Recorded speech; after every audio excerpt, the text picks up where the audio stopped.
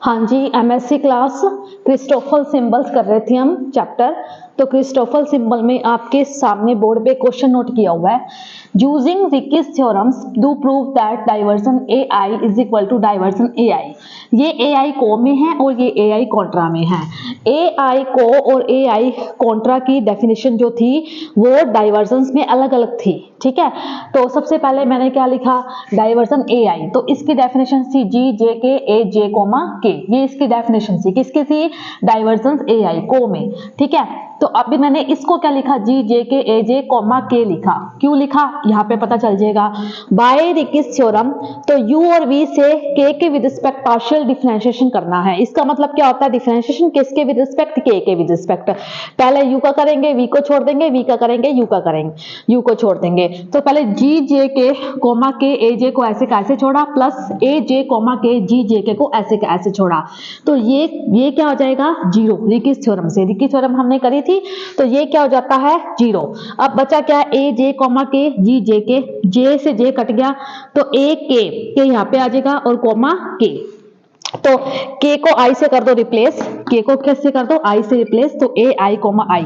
ये डेफिनेशन किसकी है, डाइवर्जेंस ए आई की। ये डेफिनेशन किसकी है, डाइवर्जन ए आई की। जे से जे कटेगा, ए के यहाँ पे आ जाएगा और कोमा के तो लगा ही हुआ है, के को आई से रिप्लेस कर दो, ए i coma I, diversion a i. ये है मेरे पास क्वेश्चन, ठीक है, छोटा सा क्वेश्चन था।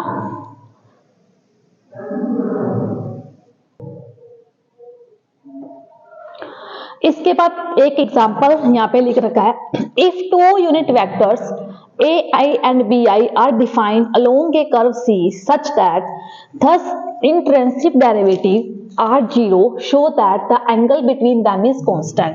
वो क्या कह रहा है, क्वेश्चन को समझते हैं पहले, कि दो यूनिट वेक्टर्स हैं, यानी कि इनका मॉडुलस क्या है, एक आएगा। यूनिट वेक्टर्स का मतलब क्या होता है, इनका मॉडुलस एक है, ए आई और बी आई, ठीक है। इस तरीके से डिफाइंड है कि इनके इंट्रिंसिक या एब्सोल्यूट डेरिवेटिव की वैल्यू जीरो के बराबर है, ये दे रखा है। और हमें ये प्रूफ करना है या ये शो करना है कि इन दोनों वेक्टर्स के बीच में जो एंगल है वो कैसा है, कांस्टेंट है। समझ आया क्वेश्चन।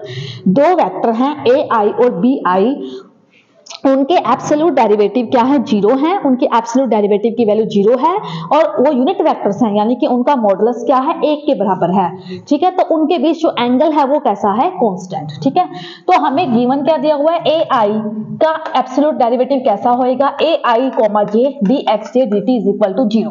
कल हमने एब्सोल्यूट डेरिवेटिव की डेफिनेशन जो थी वो हमने पढ़ी थी, ठीक है। तो इस तरीके से b i comma j d x j d t is equal to zero, equation number first, यानी कि del a i del t की वैल्यू भी जीरो और del b i del t की वैल्यू भी zero.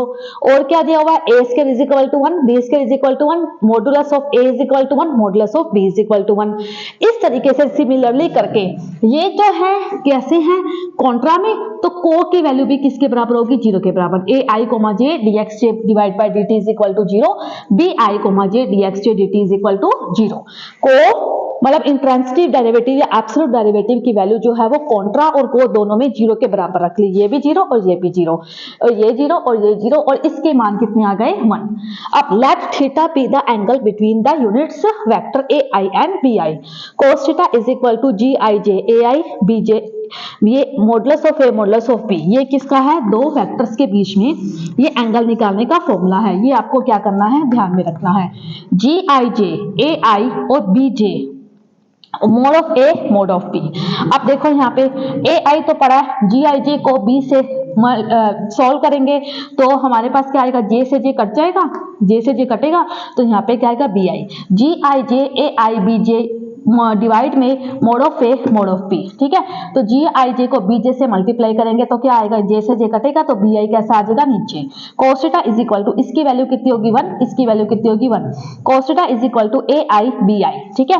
D by d t cos theta del by del t a i b i, ठीक है। D by d t cos theta कैसा होएगा हमारे पास, इज इक्वल टू में हम minus sine theta d theta by d theta, इसको solve करेंगे तो ए आई ये किसकी डेफिनेशन है, ये देखो इंट्रांसिटिव डेरिवेटिव किया है तो ये डेफिनेशन लगेगी। इसमें दो है तो पहले एक के ऊपर लगेगी एब्सोल्यूट डेरिवेटिव की डेफिनेशन, bi को ऐसे छोड़ेंगे, फिर bi के ऊपर लगेगी ai को ऐसा छोड़ेंगे।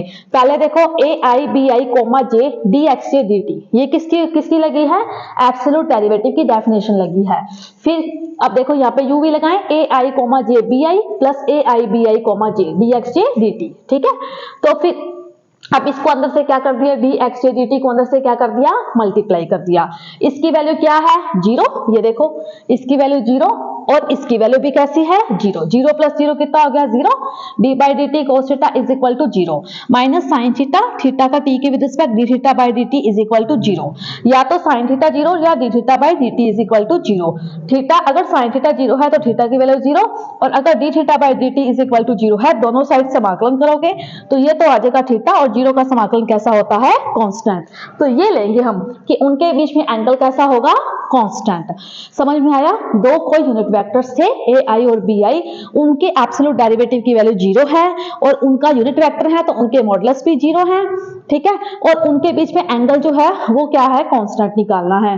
तो एब्सोल्यूट डेरिवेटिव की डेफिनेशन लगा दी। ये देखो ये सारी एब्सोल्यूट 1 2 3 4 5 6 ये सारी एब्सोल्यूट डेरिवेटिव की डेफिनेशन है। ये है इनका यूनिट वेक्टर्स है, ये थीटा, इन दोनों के बीच एंगल लगा दिया cos थीटा। अब देखो ai और bi है तो दो हम सेम नहीं ले सकते, इसलिए फॉर्मूला ये लगाएंगे gij ai bj mod of a mod of b। देखो इंडेक्सेस चेंज कर दिया, एक का अलग वेक्टर्स है तो इंडेक्सेस हमने चेंज कर दिया, ठीक है। तो ये फॉर्मूला हमें ध्यान में रखना है। cos थीटा gij को bj से मतलब कि हम कैलकुलेट करेंगे तो ai bi is equal to 1, दोनों साइड क्या कर दिया हमने, d बाई डी टी, ये डेल बाई डेल टी, ठीक है, ये डेल बाई डेल टी है। तो इसके ऊपर हम क्या करेंगे, एब्सोल्यूट डेरिवेटिव की डेफिनेशन लगाएंगे, फिर j का इसके विद रिस्पेक्ट bi को छोड़ दिया, bi का इसके विद रिस्पेक्ट ai को छोड़ दिया, फिर dxj से dt से मल्टीप्लाई कर दिया, इनकी वैल्यू 0 हो गई और इसके बाद फिर इसका क्या कर दिया, समाकलन कर दिया और d theta by dt is equal to 0, sorry इधर अवकलन किया है, फिर यहाँ पे क्या कर दिया समाकलन, तो थीटा की वैल्यू क्या आ गई मेरे पास, कांस्टेंट, ठीक है। अब एक छोटी सी प्रॉपर्टी और देखते हैं। प्रॉपर्टी दे रखी है i j comma m is equal to g l m l i j, i j comma m is equal to g l m l i j, ठीक है। तो ये प्रूफ करना है। सबसे पहले हम क्या लेंगे, इसको ले लेते हैं बाय सेकंड प्रॉपर्टी, इसको ले लो, जो प्रूफ करना है इसको ले लो, L i J L i j. तो इसके ऊपर प्रॉपर्टी लगाओ, second property Christopher symbol, second kind of Christoffel symbol. तो जी एल के आई जे कॉमा के अपनी तरफ से यहाँ लगाया तो के यहाँ पे आ जाएगा, ठीक है। फिर जी एल एम से मल्टीप्लाई किया, यहाँ भी कर दिया और यहाँ भी कर दिया, एल से एल कटेगा तो क्या आएगा, डेल के एम आई जे कॉमा के, ठीक है। के से के कट गया तो यहाँ पे क्या आ गया, एम, ये देखो के से के कट गया तो यहाँ पे क्या आ गया, एम।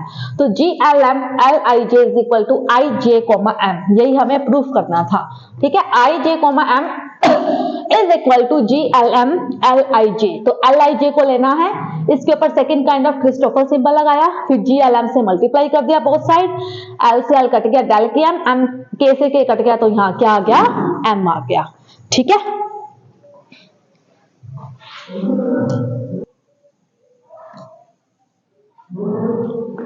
आगे देखो theorem 3.3, the necessary and sufficient condition that all the Christoffel symbols vanish that Gij is equal to constant।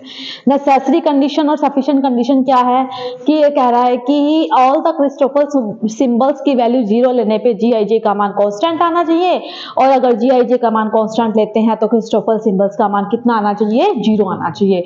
तो सबसे पहले necessary condition लेते हैं, तो let all the Christoffel symbols are vanish, Christoffel symbols का मान 0 के बराबर ले लो, i j comma k is equal to 0 and i j k is equal to 0, then i j comma k is equal to 0, तो इसकी value definition से del g i k del x j plus del g j k divide del x i minus del g i j del x k पड़ी हुई है। Second kind of Christoffel symbol है क्या, ये first kind of Christoffel symbol, i के साथ जे नीचे, जे का के साथ आई नीचे, आई का जे के साथ के नीचे, तो इनकी वैल्यू किसके बराबर है, 0। और हमें पता है the coordinate of hexa independent है, तो इसकी वैल्यू भी 0, इसकी वैल्यू भी 0, इसकी वैल्यू भी 0। तो डेल जी आई के इज इक्वल टू 0, तो del g i j del x k is equal to 0। अब del g i j divide by del x k is equal to 0 है, तो इसका समाकलन करना, तो समाकलन से अवकलन कट जाएगा, तो जी आई जे 0 का समाकलन क्या होता है, कांस्टेंट। नेसेसरी कंडीशन प्रूफ होगी, क्रिस्टोफर सिंबल्स का मान 0 के बराबर ले लिया तो जी आई जे जो है वो कांस्टेंट आ गया। अब सफिशिएंट कंडीशन देखो, जी i j is equal to constant लिया, जी आई जे का के विद रिस्पेक्ट पार्शियल ये डिफरेंशिएशन करोगे तो सी का क्या होता है 0, इसका मान क्या होगा आई j comma k is equal to 0। तो ये है इसकी नेसेसरी कंडीशन और ये है इसकी सफिशिएंट कंडीशन।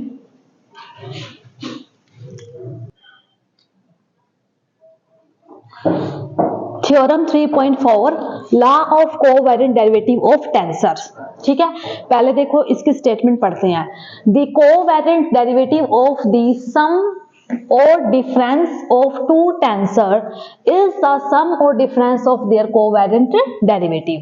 दोबारा से पढ़ो, the covariant derivative of the sum of two tensor is the sum or difference of their covariant derivative। वो ये कह रहा है कि एक covariant derivative है वो दो टेंसर्स के covariant derivative के सम या डिफरेंस के बराबर होता है। दो हैं तो हम सम वाली प्रूफ कर रखी है बोर्ड पे, माइनस वाली साइन ही चेंज होंगे। तो वो क्या कह रहा है, अगर एक मान लो कि एक टेंसर है, मतलब कैसा टेंसर है, कोवेरिएंट है, और उसका जो डेरिवेटिव है इज इक्वल टू दो टेंसर के दो ही कोवेरिएंट टेंसर के डेरिवेटिव के सम के बराबर होगा। यानी कि a i j plus b i j comma k is equal to a i j comma k plus b i j comma k. ठीक है, द कोवेरिएंट डेरिवेटिव, ये रहा कोवेरिएंट डेरिवेटिव, ये कोवेरिएंट डेरिवेटिव है तो वो दो टेंसर के कोवेरिएंट डेरिवेटिव के सम के बराबर होगा या फिर डिफरेंस के बराबर होगा। ठीक है, यहां माइनस है तो यहां भी माइनस आएगा। तो सबसे पहले i a i j plus b i j comma k, इसके ऊपर हम डेफिनेशंस लगाते हैं। तो क्या डेफिनेशंस होगी, डेल डेल एक्स के, ठीक है, तो ए i j plus b i जे, जैसे मान लो कि ए की है यहाँ पे हम, ठीक है, हमने सीखी हुई है जी आई जे कोमा के की सीखी हुई है ना। तो सबसे पहले क्या करेंगे, अब ये सबसे पहले ए लिख दिया, दोनों यहाँ पे नीचे है तो यहाँ पे क्या आएगा, माइनस आएगा। यहाँ पे आई को रिप्लेस करो तो आई की जगह a h j plus b h j, h नीचे आया तो एच कहाँ आएगा, ऊपर, आई और के नीचे रह जाएंगे। फिर किसकी बारी आई है, फिर जे की बारी आई है, जे की जगह क्या लिखोगे, h, a i h plus b i h, तो एच जे के। ठीक है, ये किसकी डेफिनेशन लगाई है, हमने डेफिनेशंस लगाई है जी आई जे कोमा के, जो हमने सीखी थी। ठीक है, नोटेशंस लगाई है, इंडेक्स नोटेशन। तो अब क्या होगा, del a i j del x के, ये मल्टीप्लाई करके, और ए एच जे एच आई के ये, और ए i h h j k, इनको इकट्ठा लिख दिया। ठीक है, फिर बचा क्या, del b i j del x k और b h j h i k और b i h h j k, इनको इकट्ठा लिख दिया। तो ये किसकी डेफिनेशन है, ए आई जे कोमा के की डेफिनेशन नहीं है क्या, डेल ए आई जे हमारे पास डेल एक्स के माइनस ए, पहले आई को रिप्लेस कर दिया एच जे, एच नीचे आया तो एच ऊपर, ठीक है, तो आई के माइनस, फिर जे को रिप्लेस किया आई एच एच जे के प्लस, फिर इस तरीके से इसने इसको किया है। तो ये क्या है, a i j comma k plus b i j comma k. इस तरीके से हम माइनस का भी सोल्व कर सकते हैं। तो ये क्या है, एक कोवेरिएंट डेरिवेटिव जो है वो दो टेंसर्स के कोवेरिएंट डेरिवेटिव के सम के बराबर होता है। ठीक है, ये थी, इस तरीके से आप माइनस वाला भी सोल्व कर सकते हैं।